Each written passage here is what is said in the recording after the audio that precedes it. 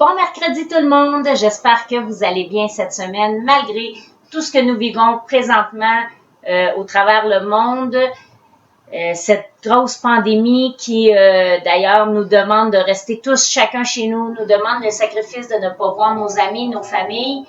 Et là-dessus, je voudrais dire un gros merci, un gros bravo à tous ceux qui doivent continuer à travailler. Je pense ici aux personnes dans les épiceries, à nos infirmiers, infirmières, médecins, policiers, pompiers, ambulanciers, tous les gens dans le fond qui ont été déclarés nécessaires à ce que la vie continue et à ce que nous puissions nous nourrir. Je demande une protection spéciale au Seigneur sur ces gens-là qui sont là et aussi une protection spéciale sur les gens qui ont le virus et qui doivent le combattre présentement.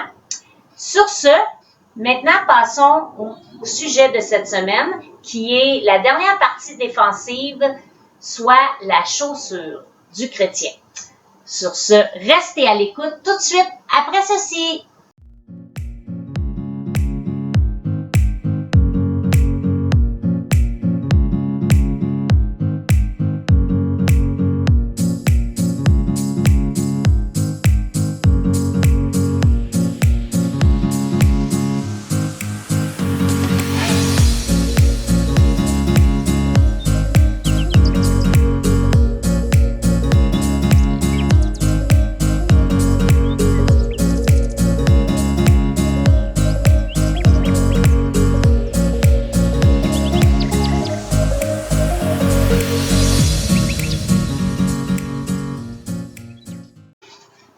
Donc, allons-y avec cette semaine, comme je disais, la chaussure du chrétien qui fait partie de l'armure. Si vous vous souvenez bien, ou sinon je vais vous le répéter d'où provient l'armure du chrétien dans la Bible, c'est dans Éphésiens 6, versets 10 à 20. Lisons-le ensemble. Au reste, mes frères, fortifiez-vous dans le Seigneur et dans la puissance de sa force.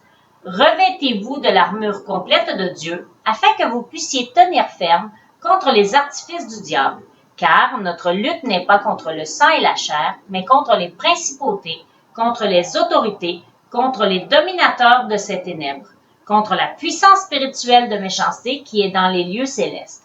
C'est pourquoi prenez l'armure complète de Dieu, afin que, au mauvais jour, vous puissiez résister et après avoir tout surmonté, tenir ferme. Tenez donc ferme, ayant ceint vos reins de la vérité, ayant revêtu la cuirasse de la justice. Aujourd'hui, on parle ayant chaussé vos pieds de la préparation de l'évangile de paix. Par-dessus tout, prenant le bouclier de la foi, comme on en a parlé les autres semaines, par laquelle vous pourrez éteindre tous les dards enflammés du méchant. Prenez aussi le casque du salut et l'épée de l'esprit, qui est la parole de Dieu. En priant, par toutes sortes de prières et de supplications, en tout temps par l'Esprit, et veillant à cela avec toute persévérance et des supplications pour tous les saints et pour moi, afin qu'il me soit donné de parler à bouche ouverte pour donner à connaître avec hardiesse le ministère de l'Évangile, pour laquelle je suis ambassadeur lié de chaîne, afin que juste une hardiesse en lui, comme je dois parler. Ici, c'était Paul qui parlait dans Éphésiens. Donc, les chaussures. Mettez pour chaussures à vos pieds le zèle que donne l'évangile de paix.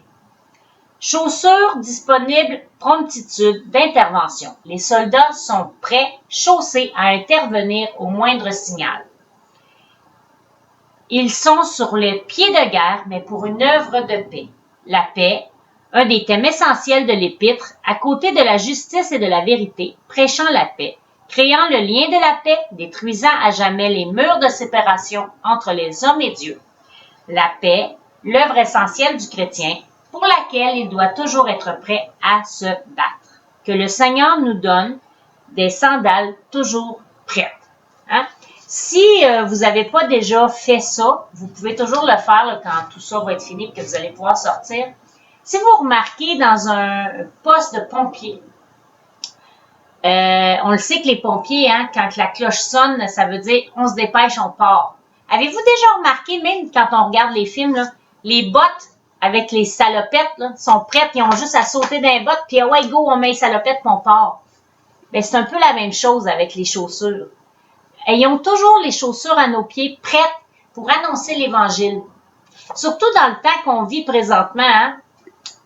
On vit des temps difficiles présentement. C'est pas tout le monde qui est capable d'avoir la paix dans la situation qu'on vit présentement. On voit beaucoup de gens qui s'inquiètent, qui se demandent combien de temps ça va durer, qui se demandent est-ce qu'on va avoir assez de nourriture, est-ce qu'on va... Je sais pas si pour vous, là, si vous êtes allés dernièrement, dans les derniers jours, là, à l'épicerie, là, mais c'est spécial de voir... on est habitué, on va à l'épicerie, on a besoin des œufs, il y en a, on a besoin du pain, il y en a.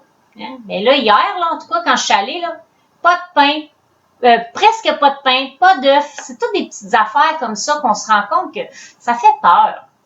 Mais en tant que chrétien, on doit garder la paix. Et on doit aussi aider les gens à garder la paix dans tout ça. Donc, comme je le disais tantôt, hein, la chaussure, c'est la dernière partie défensive. Rappelons-nous quelles sont les parties défensives?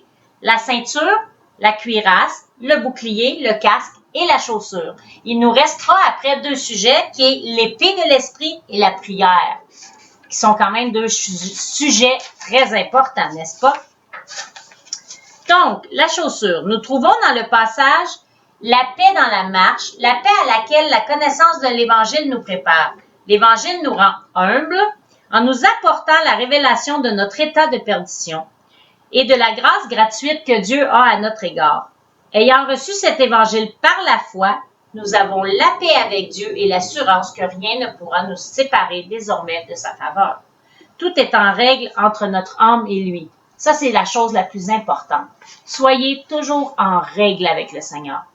Que rien ne soit entre vous et lui qui vous empêcherait d'aller le rencontrer si quelque chose vous arrivait. Quand nous avons trouvé la paix pour nous-mêmes, toute notre marche s'en ressent. Cette partie de l'armure nous porte vers les hommes, non pour leur faire la guerre et les combattre, mais pour leur apporter la paix que notre âme a reçue par l'Évangile. C'est pas le temps, nous, les chrétiens, là, de continuer à alimenter la peur que les gens ont déjà. Au contraire, il faut leur apporter la paix que Dieu nous donne. Il faut être des témoins pour Jésus-Christ. C'est dans des moments encore plus, dans des moments comme on vit présentement, c'est encore plus le temps de dire aux gens, êtes-vous prêts à rencontrer le Seigneur Jésus? Nous sommes responsables d'obéir aux enseignements des Écritures qui nous dit comment il faut se conduire dans la maison de Dieu, qui est l'assemblée du Dieu vivant, la colonne et le soutien de vérité. Ça, c'est dans 1 Timothée 3,15. Si nous le réalisons, les âmes seront attirées. Dieu lui-même ajoutera à l'assemblée, selon l'expression d'Actes des Apôtres dans 2,47, il a tous les moyens dans sa main pour amener des âmes dans le lieu où elles éprouveront sa présence. Hein? On le sait présentement, on ne peut pas se rassembler. Les chrétiens, on ne peut pas aller à l'église puis dire dimanche prochain, là, moi je m'en vais à l'église. Mais l'église, là, c'est quoi réellement? Est-ce que c'est la bâtisse dans laquelle on se rend tous les dimanches ou à tous les soirs de semaine, là, qu'il y a des réunions, il y en a les jeudis, les mercredis, whatever? Est-ce que c'est ça l'église? Non. L'église, c'est nous. On est le temple de Dieu. C'est le temps plus que jamais, les chrétiens, de se lever puis de proclamer l'Évangile puis de dire que l'Église, elle n'est pas morte, elle est vivante. L'Église n'est pas fermée, elle est ouverte. On a des solutions pour proclamer l'Évangile, même si on est chacun dans nos maisons. C'est pour ça, moi, je dis merci Seigneur pour l'Internet, que je sois capable de faire justement des vidéos comme je suis en train de vous faire à chaque semaine. Je remercie le Seigneur pour ça. Donc, ayons des pieds qui soient prêts à amener l'Évangile de paix. Ceci nous parle de servir le Seigneur, mourir à nos motifs personnels et vivre pour lui. Les soldats romains portaient des sandales spéciales qui les sécurisaient sur le terrain. Dans Romains 10,15, qu'ils sont beaux les pieds de ceux qui annoncent la paix, de ceux qui annoncent la bonne nouvelle. Annonçons donc la bonne nouvelle. Rien de ceci n'a rapport avec les notions erronées de lier et délier qui nous sont enseignées aujourd'hui. Nous n'apportons pas l'Évangile à tous, mais à ceux qui sont dans le besoin de salut. Nous ne témoignons pas aux anges déchus, dans Isaïe 52,7. Nous sommes ambassadeurs de Christ afin que des gens puissent faire la paix avec Dieu, dans 2 Corinthiens 5, 18, 21. Ce que ça veut dire dans tout ça, là, on n'apporte pas la paix à tout le monde. C'est pas vrai. On apporte la paix à tout le monde. Mais s'il y a quelqu'un qui te dit, hey, moi là, j'en veux pas de ton évangile, je veux pas rien savoir de ton Dieu, ben, ce que je te conseille de faire dans ce temps-là, c'est achale-le pas pour rien. Mets-toi sur tes genoux, prie pour cette personne-là, parce qu'on ne sait jamais quand est-ce qu'elle peut décider que, hey, finalement, ton Dieu, là, je veux en entendre parler. Donc, que notre bouche proclame l'Évangile à tous les jours, à tous les moments qu'on peut, que nos actions puissent être des actions de témoignage. En ce moment-là, on vit un temps difficile, n'est-ce pas? Chacun, on est appelé à rester chez nous. Tout est fermé, les magasins ils ont fermé. Nous, là, en tant qu'enfants de Dieu, savez-vous c'est quoi notre rôle principal dans cette situation qu'on vit présentement? C'est de rester chez nous le plus qu'on peut. Si tu as besoin d'aller à l'épicerie, c'est correct. Ou si tu veux donner du bénévolat, parce que là, à tous les jours, ils disent, là, il y a des gens qui ont besoin de bénévolat. Si vous n'avez pas de symptômes, go, allez-y. Mais soyez des témoignages. Puis si vous ne pouvez pas faire de bénévolat et que vous ne pouvez pas rien faire, restez chez vous. Vous allez être un témoignage en obéissant à ce que nos gouvernements nous demandent de faire. Si le Seigneur a mis en place un gouvernement, ben il faut l'écouter. Il faut écouter qu'est-ce qu'il dit. Il nous dit de rester à la maison, ben restons à la maison. Mais rester à la maison, ça veut pas dire s'éloigner de tout le monde, puis ça veut pas dire plus parler à personne, puis ça veut pas dire de pas lire sa Bible. Parce que on est le temple de Dieu, donc on est capable de faire nous-mêmes des choses. C'est sûr que dimanche passé, là, je m'ennuyais de mon église. Je m'ennuyais de mes petits amis, parce que moi, j'étais à l'école du dimanche, comme je vous le dis de temps en temps. Je m'ennuyais d'eux autres. Je m'ennuyais de prendre du temps avec mes sœurs et frères dans l'église, les personnes que j'aime. Mais j'ai pas abandonné mon Dieu, par contre. On a trouvé des moyens, hein? Il y a beaucoup de moyens présentement. Beaucoup de gens qui sont capables d'utiliser l'Internet le font. Ceux qui le sont moins, ben, ils ont d'autres moyens. Hein? Notre pasteur à nous, là, à tous les jours, il nous envoie un petit mot. Puis, vous savez quoi? Je l'attends avec impatience, mon petit mot, à tous les jours pour pouvoir le regarder. La Bible, là, ben, elle est pas fermée. Est ouverte. Fait que, hésitez pas à ouvrir votre Bible puis à aller la lire. Si vous avez jamais fait l'expérience de lire la Bible, ben, c'est peut-être un temps pour commencer. Vous avez du temps, là. Un coup que vous allez avoir fini votre ménage puis que tous les coins de votre maison vont être propres, là, prenez donc le temps d'ouvrir une Bible. Puis si vous en avez pas, ben, trouvez quelqu'un qui en a une puis qui serait capable de vous en procurer une. Tu sais, un voisin, un ami que vous savez qui en ont une. Ben ça peut être le temps là, d'aller de chercher la Bible. Puis en plus, si vous n'êtes pas capable, puis vous dites ben moi je suis chez nous, j'ai pas d'amis qui ont des Bibles, ben allez sur Internet, prenez votre téléphone là, puis allez sur Apps là, puis écrivez Bible. Il y en a une application pour la Bible, puis vous allez pouvoir la lire. Il y a aucune façon, il y a aucune difficulté à avoir la Bible de nos jours ici au Canada puis au Québec. Alors ce que je vous encourage de faire aujourd'hui là, c'est que premièrement, si vous avez jamais donné votre vie au Seigneur, c'est le temps ou jamais. C'est le plus que temps de demander au Seigneur de prendre soin de vos vies, de prendre contrôle de ce qui se passe présentement dans nos vies. Et si vous êtes des chrétiens qui écoutez cette vidéo-là puis que peut-être vous vous êtes refroidis, ben revenez au Seigneur. Le Seigneur, il attend juste ça. Puis si vous êtes des chrétiens qui êtes fidèles, ben je vous encourage à continuer de prier et demandez au Seigneur de mettre sur votre chemin, ne serait-ce qu'en allant faire l'épicerie, hein, même si on est obligé de garder nos distances, ben nos paroles se rendent pareil. Moi, quand je suis dans la ligne là, de l'épicerie, là, puis que j'attends de rentrer parce qu'ils nous mettent en ligne là, pour pouvoir aller chercher notre épicerie, pour pouvoir pas se contaminer, ben je profite puis je garde le sourire. Si on garde le sourire, là, ben les gens autour de nous vont le ressentir. Puis si on reste calme, les gens autour de nous vont le ressentir. Puis peut-être aussi qu'ils vont nous demander comment se fait, là, toi, là, que tu es capable d'être en paix. Pensez-y. Alors, qu'est-ce que vous diriez si on terminait en prière comme je le fais depuis quelques semaines? Ça serait bien, hein? Allons-y. Prions ensemble. Seigneur Jésus, je te prie pour les gens qui entendent ce message aujourd'hui. Si c'est des gens qui l'entendent pour la première fois, Seigneur, je te prie d'aller toucher le plus profond de leur cœur et qu'ils puissent te donner leur vie aujourd'hui même, Seigneur. Seigneur, si c'est des gens qui se sont éloignés de toi puis qui veulent se rapprocher, ben merci, Seigneur, que ces gens-là vont se rapprocher. Puis Seigneur, je te prie aussi pour tous ceux, comme je l'ai dit au début du vidéo, tous ceux qui sont présentement obligés d'aller travailler dans cette pandémie et qui à tous les jours ne se soucient pas, surtout les infirmières. Je pense surtout aux infirmières là, qui sont dans les hôpitaux puis qui n'ont pas le choix de voir des malades. Mais Seigneur, mets ta main de protection. Je pense là-dessus à mon fils qui est infirmier et j'ai d'autres amis aussi qui sont infirmiers, infirmières. Seigneur, mets ta main sur eux. Protège-les dans cette situation, Seigneur. Fais-leur ressentir ta présence avec eux. Puis merci, Seigneur, que tu es là dans toute cette situation. Toi, tu connais toutes choses. Tu sais pourquoi ça arrive et tu sais quand ça va terminer. Puis Seigneur, je te demande de nous donner la paix. Merci pour tes bontés. Merci pour ta parole qui est là pour nous enseigner. Dans le nom de Jésus, j'ai prié. Amen. Je vous souhaite bonne semaine. Je vous laisse sur ce beau chant qui va vous encourager à louer le Seigneur et à continuer d'avancer malgré la situation que l'on vit présentement.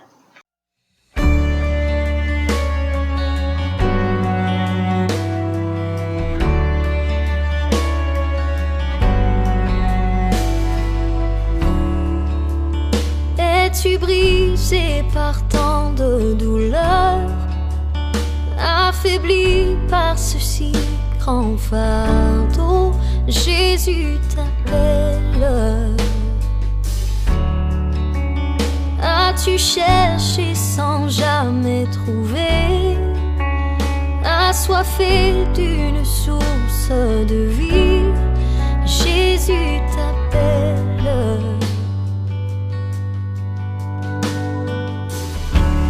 Oh, viens à son autel, les bras du Père sont grands ouverts, ton pardon racheté par le sang précieux de Jésus.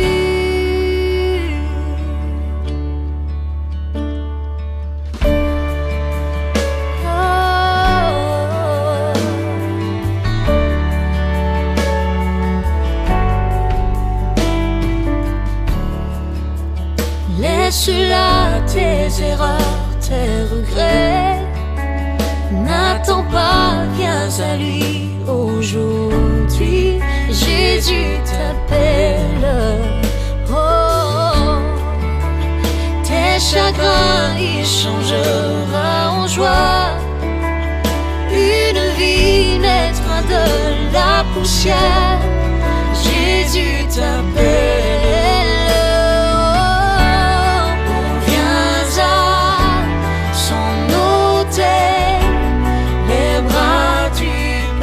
Son grand ouvert, ton pardon racheté par le sang précieux de Jésus. Oh, viens à son autel, les bras du Père sont grands ouverts, ton pardon racheté par le sang précieux de Jésus.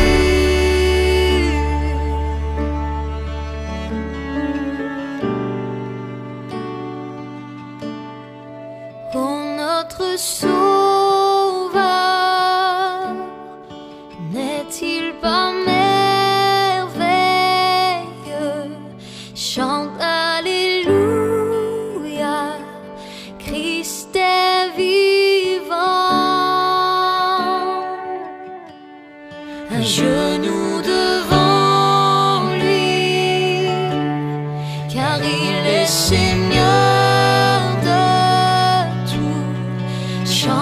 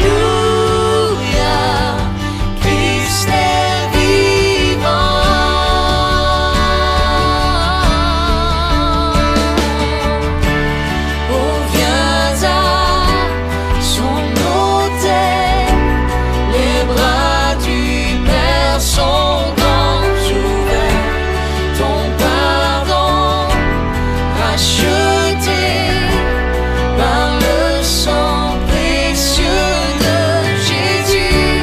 Oh, viens à son autel, les bras du Père sont grands ouverts. Ton pardon racheté par le sang précieux de Jésus.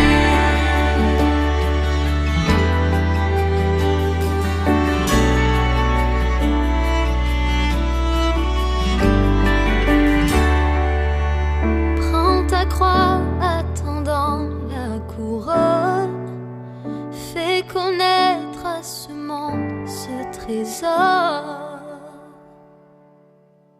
Bonne semaine, que Dieu vous bénisse. Ah oui, n'oubliez pas, partagez en grand nombre, aimez la chaîne. Alors, bonne journée, bonne semaine, bon confinement. Essayez de ne pas trop tourner en rond.